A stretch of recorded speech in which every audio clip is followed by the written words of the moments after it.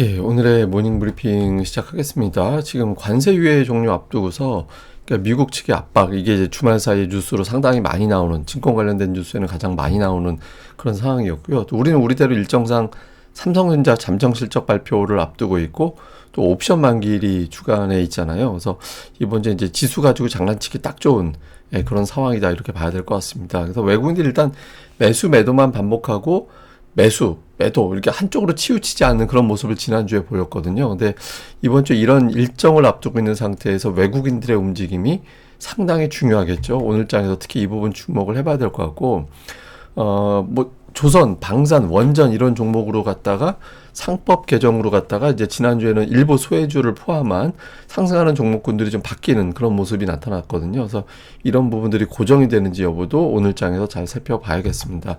우선 지난 주말에 이제 미국은 휴장이었고 유럽 증시는 전반적으로 하락했거든요. 그래서 아무래도 여러 가지 어떤 관세 뉴스가 많이 나오다 보니까 투자자들이 좀 부담을 가졌다, 이렇게 보면 되겠는데, 뭐 뉴스들을 간단하게 정리해 보면, 그러니까 트럼프가 미국 시간으로 7일에 주요국의 관세 몇 %라고 지정해 놓고 서한을 보낼 거다.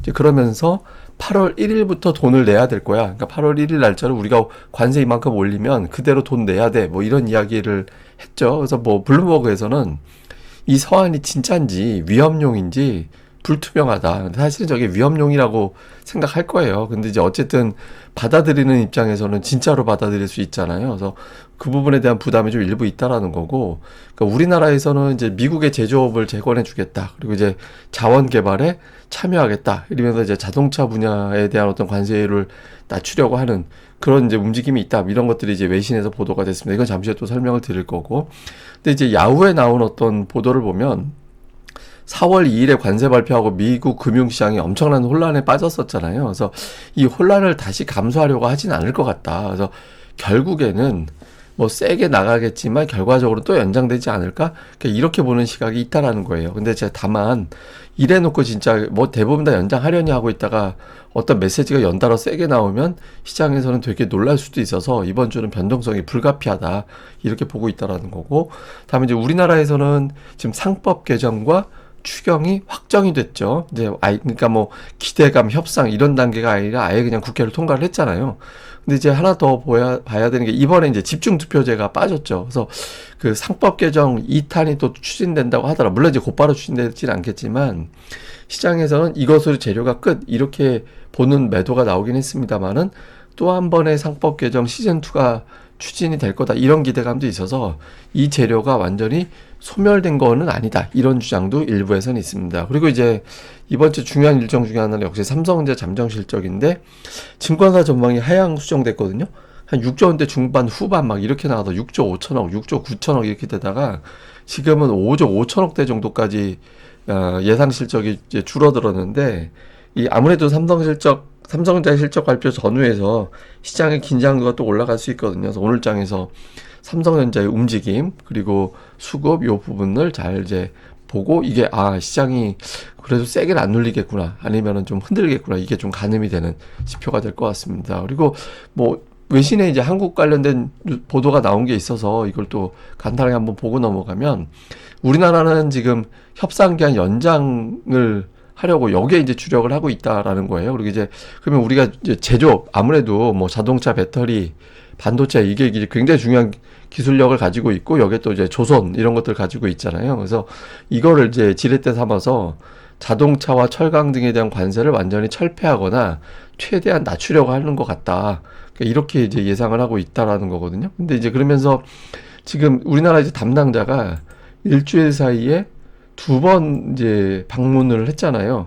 그러니까 미국에 어떤 2번이나 찾아가는 그런 상황이 만들어졌는데, 이게 아마 그 정치 혼란이 마무리가 되고 이제 우리나라가 대통령이 없는 상태가 됐다가 새로운 대통령이 뽑히고, 이제 새로운 대통령 뽑히자마자 이제 우리가 이렇게 적극적으로 협상하고 있다라는 거를, 그런 의지를 보여주는 측면이 있다라고 보는 거고, 그 다음에 이제 또 그 안보실장이 방미해서 미국으로 가서 한미 정상회담을 추진하고 있는데, 아마도 연기를 해놓고 정상회담에서 어떤 큰 윤곽을 잡는 시나리오로 가려고 하지 않을까? 뭐 이런 식으로 보는 것 같아요. 근데 어쨌든 그 미국이 주요국에 서한 보낸다고 했고 그 서한 보낸 국가에 우리나라가 좀 들어가는 거 아닌가? 뭐 이렇게 봐서 처음에 약간의 어떤 긴장감이 높아질 가능성은 있다. 이렇게 이제 보는 것 같습니다. 근데 이게 좀 걱정되는 게 이런 건 있어요. 그러니까 트럼프 1기 때 그 S&P 500 지수가 되게 올라갈 때 공교롭게도 굉장히 열심히 올라갈 때마다 트럼프 대통령이 관세 가지고 때리는 그런 게 반복이 됐었거든요. 그러니까 주식시장이 좀 올라간다 싶으면은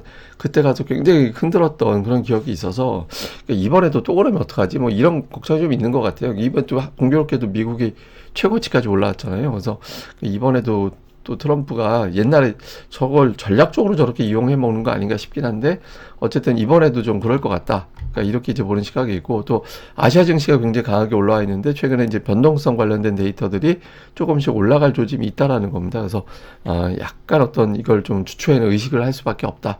이렇게 보는 것 같습니다. 근데 이제 우리 증시는 괜찮게 조정 나와도 이렇게 괜찮았다가 지난주 금요일에 거의 2%나 크게 빠지는 그런 모습이 있었잖아요. 근데 우리가 이제 돌이켜보면 이 강세장에서 조정은 굉장히 흔하게 나오는 현상이거든요.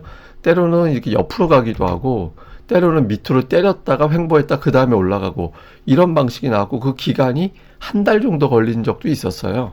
그게 이제 코로나 때 시장이 급격하게 올라가고 나서 뭐 1단계 쉬었다 또 올라가고 또 2단계 쉬었다 또 올라가고 이런 현상이 나올 때 조정이 나오는 방식이었거든요. 그래서 어떤 장에서도 증시가 쭉쭉 올라가진 않아요. 그래서 어차피 쉬어야 될 자리에 이번에 쉬는 거다. 그래서 이번에도 뭐 그 증권사들 보면 지난 주말과 주에 나오는 증권사들 보고서를 제가 쭉 보니까 제도권에서는 거의 좀 한동안 조정을 겪는 게 좋다. 또 겪고 이미 시작됐다.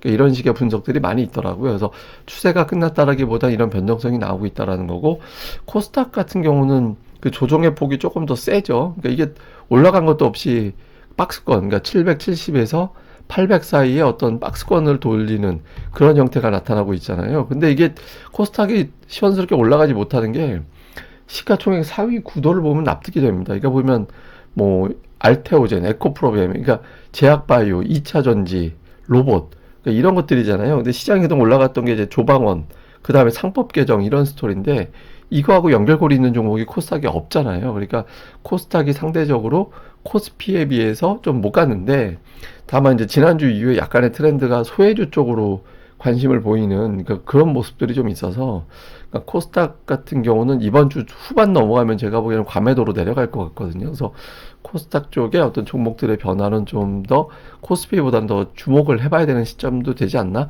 그러니까 이렇게도 이제 봐야 될 것 같습니다. 그래서 어쨌든 지금 뭐 하여튼 코스닥은 시가총액 상위 구도가 저렇게 된 게 좀 소외받은 중요한 요인이었던 것 같습니다. 그리고 특히 이제 무엇보다 외국인들이 중요한데 외국인 투자자들이 지금 보면 매도하는 날이 더 많아졌잖아요.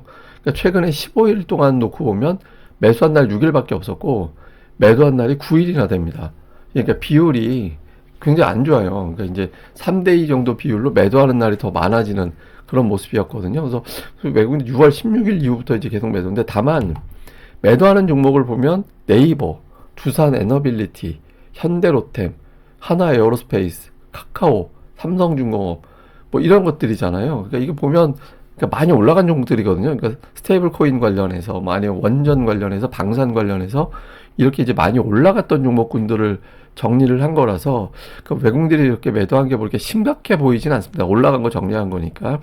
반면에 이제 이 기간에 매수한 거 보면 삼성전자, 하이닉스, 포스코홀딩스, 현대모비스 이런 류의 기업들이 들어가 있거든요. 수출주들이잖아요. 그래서 이게 관세 영향을 또 타는 종목군들이 또 일부는 또 들어가 있어서 그러니까 외국인들이 뭐 완전히 이탈했다라기보다 이제 오른 종목을 좀 정리한 것 같다 일부. 그래서 뭐 그 정도로 보여지긴 하는데 근데 여기서 이제 만약에 나쁜 쪽으로 가면 뭐 삼성전자, 하이닉스, 현대차, 포스코홀딩스 이런 것까지 일제히 다 매도까지 다 딸려가 버리면 이제 좀 안 좋은 그림이 될 수도 있죠. 그래서 이런 흐름이 나오는지 요걸 좀 주목을 오늘 장에서 해봐야 될 것 같고요. 그리고 지난주에 어떤 주요 종목들의 변화, 그러니까 뭐 최근에 5월 이후부터 이제 추세를 보면 확실히 이제 두산 에너빌리티 같은 경우는 6월 그때부터 이미 추세가 이제 꺾여 있는 상태였고, 그다음에 이제 미래에셋증권 같은 밸류업 관련된 그리고 상법 개정 관련된 종목군들도 이미 이제 지난주 6월 그때쯤부터 이제 추세가 꺾였고, 반면에 이제 포스코홀딩스가 이제 7월 들어서 굉장히 강하게 올라가는, 예, 그러니까 철강이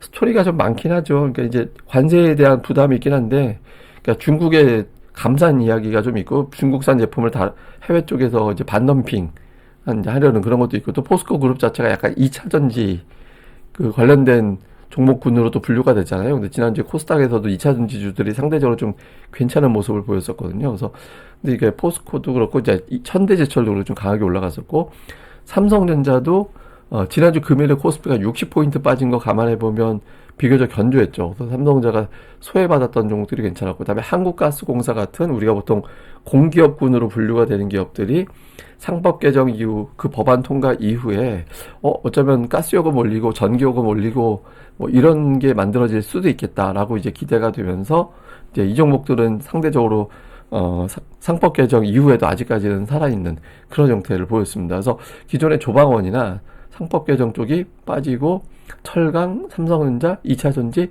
이런 종목군들이 올라가는 그런 모습을 보인 게 특징이었는데, 이 구도가 이제 그대로 고정이 되는지 바뀌는지 이것도 되게 중요한, 뭐 제일 중요한 것 같아요. 그게 좀 봐야 될 겁니다. 근데 삼성전자가 특히 중요한 게 정말 징그럽게 박스권이었잖아요. 그래서 52,000원, 6만원 이 안에 갇혀 있다가 이 선을 넘어가는 그런 모습이 있었죠. 근데 제가 뭐 여러 번 말씀드렸지만 삼성전자 120월선이 되게 중요하다. 그래서 120월선을 이제 지지선으로 만들어 놓고 나면 제법 강하게 올라가는 사이클이 나오는데, 근데 이게 올라가야 되는데 되게 오래 눌렸어요. 왜냐면 이제 그 엔비디아 희망 고문 때문에 그래요. 맨날 기사로 엔비디아 공급한다 해놓고 이제 공급이 안 되다 보니까 거기에 대한 어떤 실망, 그리고 하이닉스의 영업이익이 밀리는 상태가 되다 보니까 그럼 하이닉스 사고 말지 뭐 이런 어떤 모습이 만들어졌는데, 최근에 이제 상법 개정을 비롯해서 우리나라 성장 전망도 높여지고 하면서 외국인들이 컴백을 하고, 그러면 외국인들 컴백하면 삼성전자를 우선적으로 편입하는 쪽도 일부는 있을 거 아니에요. 그러면서 좀 수급이 풀리는 모습을 보여줘. 특히 이제 주목해야 되는 게 삼성전자가 두 자릿수 이상의 하락을 기록했던 다음에, 그 다음에를 보면 2000년대 이후는 다 올랐고, 특히 하락한 폭보다 더 올랐어요, 다. 예, 그러니까 뭐 삼성전자 40% 빠지면 76% 올라가고, 뭐 24% 빠지면 44% 올라가고 이런 형태를 보였거든요. 근데 작년에 32% 빠졌잖아요. 뭐 이 패턴대로라면 삼성전자는 올해 지금보다는 또 한 12, 3% 정도는 최소 더 올라갈 여력은 있다라고도 해석은 되죠. 통계적으로는 뭐 실제로 그렇게 되는지는 뭐 시황 판결 상황이 어떻게 돼야 봐야겠지만, 어쨌든 삼성전자가 지금으로선 또다시 역할을 해줘야 될 때가 됐다, 이렇게 보면 되겠습니다. 자, 일단 주초에 너무 뉴스가 많아요. 예, 그리고 주중반에도 뭐 또 옵션 만기일까지 있는 주간이라서 시장은 정말 변동성은 불가피하다. 그리고 이 과정에서 외국인들이 어떻게 할 거냐. 그러니까 매수 갔다가 매도로 갔다가 관망 쪽으로 이런 3단의 어떤 변화가 있었는데, 그러니까 이번 주에 이 혼란함 속에서 외국인들이 다시 하루에 뭐 5천억씩 판다 이래버리면 진짜 골치 아파지는 거죠. 그래서 오늘 장에서 어떤 흐름, 그리고 소외주들 뭐 삼성전자를 비롯해서 뭐 2차 전지라든가 이런 등등의 이제 제가 못난이라고 표현드렸던 그런 종목군들이 이제 속속 돌아서는 그런 움직임이 있었는데, 이게 이제 지속성을 보이게 되는지, 이게 주도주, 하반기의 주도주가 바뀌었구나 라는 걸 보여줄 수 있는 대목이라서 이게 좀 되게 필요하고요. 그 다음에 아직까지는 그러니까 예탁금이 증가되긴 했어요. 물론 이제 지난주 주말에 나온 데이터로는 갑자기 쭉 빠졌는데, 제가 뭐건 정말 한 20번을 말씀드린 건데, 고객 예탁금 월말 월초의 수치는 크게 변한다 원래. 그래서 5일 이후에 이제 예탁금이 진짜 예탁금이라고 봐야 되거든요. 그래서 이미 어느 정도 증가된 추세는 맞는데, 그 상태에서 더 증가되는지 여부는 오늘부터 이제 보여지는 예탁금이 진짜 월말 월초에 변동성 나오는 거 빼고 진짜 찐 예탁금이라고 볼 수 있거든요. 그래서 근데 아직까지 규모 면에서는 완벽하게 개인이 시장을 주도할 수 있는 건 아닌 것 같아서, 그러니까 외국인 기관의 종목군들 이런 것들을 좀 잘 봐야 될 것 같습니다.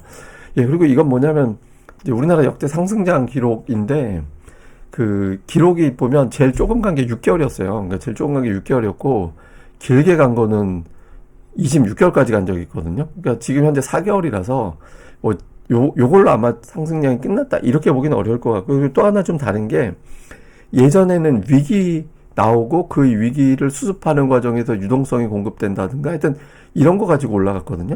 근데 지금 같은 경우는 조금 독특한 스토리예요. 그러니까 우리나라가 역대 경험하지 않은 스토리에 가까워요. 그러니까 뭐 이제 증시의 어떤 흐름을 바꾸는 뭐 상법 개정을 비롯해서 이런 정책적인 지원, 그다음에 부동산 말고 주식을 사라 뭐 이런 식의 어떤 메시지들을 이제 좀 집중적으로 부각하는, 그러니까 이런 스토리가 만들어진 거는 우리나라가 처음이었거든요. 역대 상승장 중에서도. 그래서 좀 독특한 흐름이 나올 것 같아서 역대 상승장 패턴하고는 조금 다르지 않을까 싶긴 합니다. 근데 어쨌든 그렇다고 해도 쭉쭉 올라가지 않고 뭐 조정이 또 병행되면서 올라갈 거긴 할 거니까 그 조정 국면에서 특히 이제 주도주의 어떤 흐름이 바뀐 건지, 또 여기서부터 이제 또 새롭게 하락이 마무리가 되고 먼저 또 지수보다 돌아서는 종목들이 나오거든요. 그래서 이런 것들을 또 잘 살펴보는, 예, 그런 과정으로 삼는 게 중요할 것 같습니다. 예, 그럼 또 오늘 하루 또 잘 보내시고요. 저는 또 다음에 뵙겠습니다. 이 방송 구독하기와 좋아요, 예, 꼭 부탁드립니다. 감사합니다.